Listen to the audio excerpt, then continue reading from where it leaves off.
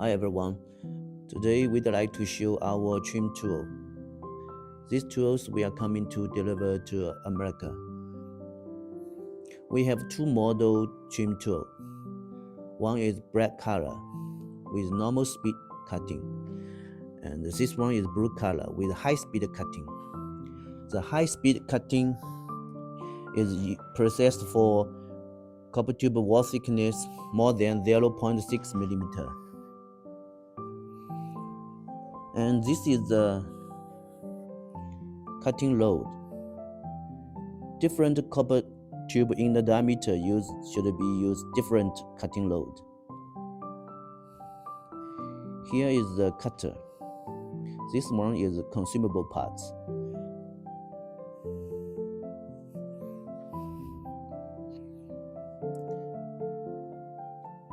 This is the cutter.